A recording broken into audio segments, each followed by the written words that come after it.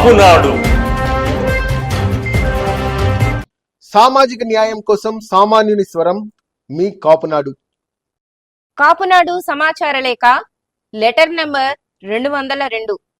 పల్నాటి గతిని మార్చనున్న కన్నా. ఆంధ్ర రాష్ట్రంలో ఎన్నికలు ముగిశాయి.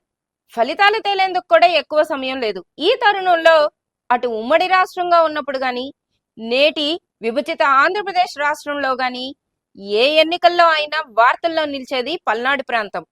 ఎందుకంటే ఎన్నికల వేలే కాదు, ప్రతినిత్యం ఎన్నో అరాచకాలు, అక్రమాలు బహిరంగంగానే జరుగుతున్నా ప్రశ్నించే గొంతు వినిపించదు. కాబట్టి వైఎస్ఆర్ కాంగ్రెస్ పార్టీ అధికారంలోకి వచ్చాక కింది స్థాయి ఎన్నికల నుండి అసెంబ్లీ, పార్లమెంటు స్థాయి ఎన్నికల వరకు ప్రజా అభిప్రాయంతో సంబంధం లేకుండా దౌర్జన్యాలు, దొంగ ఓట్లు, దురాఘాతాలు తారా స్థాయికి చేరి ప్రతి ఎన్నికల్లో తమ ముద్ర వేసుకుంటూ ప్రజా విజయం అనే దొంగ మాటలతో ప్రజాస్వామ్యాన్ని అపహాస్యం చేశారు. చిత్రం ఏంటంటే, ఆంధ్రప్రదేశ్ లో పోలీస్ వ్యవస్థలో కొందరు లా అండ్ ఆర్డర్ సమస్య అనే పేరుతో అధికార పక్షానికి నిస్సిగ్గుగా కొమ్ము కాస్తూ తమ వంతు సహాయం చేశారు.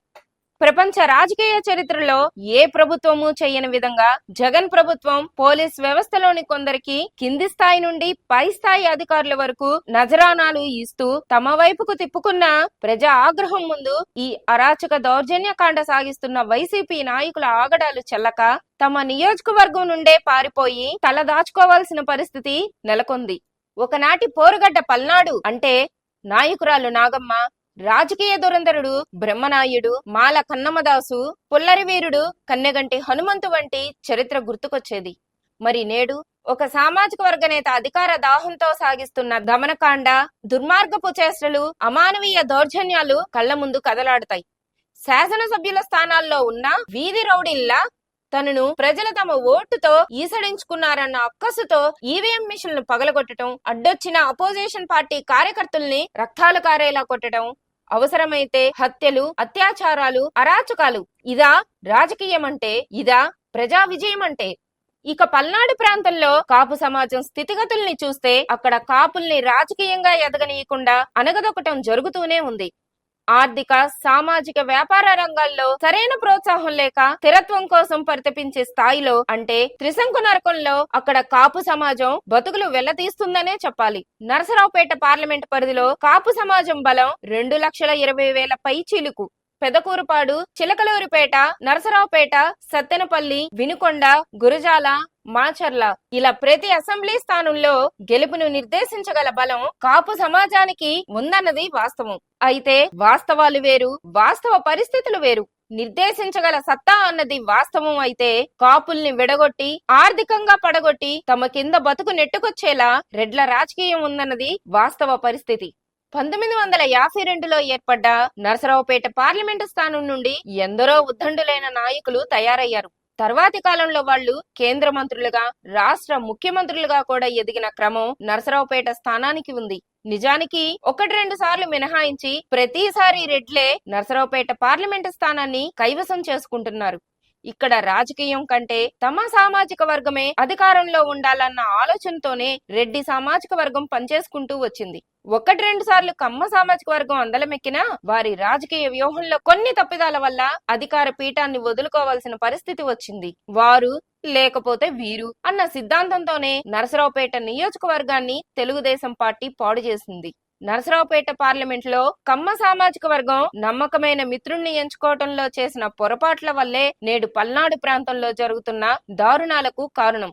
2014 ఎన్నికల్లో రాష్ట్ర వ్యాప్త రాజకీయాన్ని మనం మననం చేసుకుంటే కాపు, కమ్మల నాయకత్వంలో మిగిలిన సామాజిక వర్గాలు ఏకమై పోరాడిన విధానాన్ని చూస్తే ఎన్నో రాజకీయ మార్పులకు నాంది పలకనుందా అనిపించింది. తొలి 2 స్థానాల్లో మీకా మాకా అన్న విషయాన్ని స్పష్టత తీసుకుంటే రానున్న రోజుల్లో ఆంధ్రప్రదేశ్ రాజకీయం మనదే అని ఘంటాపదంగా చెప్పవచ్చు. పల్నాటి చరిత్రలో పుల్లరి చట్టాన్ని ఎదిరించి చరిత్రకెక్కిన కన్నెగంటి హనుమంతు తర్వాత ఆ స్థాయిలో ఉద్యమించిన నాయకుడెవరు ఇన్నాళ్లు లేరు. అయితే నేటి పల్నాటి రాజకీయ పరిస్థితుల్ని చూస్తే జనసేన పేరు మీద పవన్ కళ్యాణ్ నాయకత్వంలో కాపు, ఎస్సీ, ఎస్టీ, బీసీ, మైనార్టీలు ఏకమై ఒకవైపు పోరాడుతుండగా మరోవైపు జనం సూర్యుడు వంగవీటి మోహన్ రంగా సహచరుడు, అవినీతి ఎరుగని రాజకీయ దురంధరుడు, అలుపెరగని నిస్వార్థ పోరాట యోధుడు కన్నా లక్ష్మీనారాయణ తెలుగుదేశం వైపు నుండి పల్నాడులో పోరు సలుపుతున్నారు.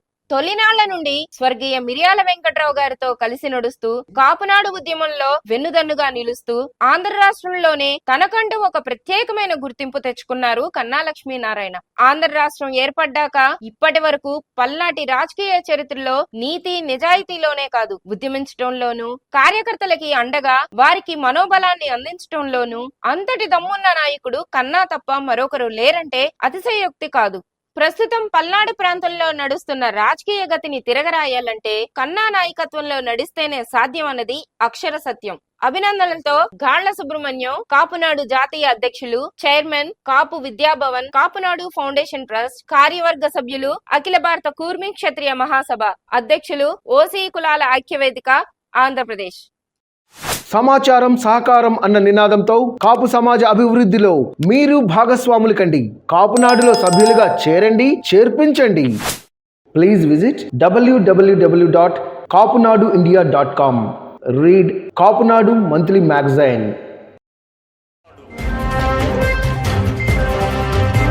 Please subscribe our channel.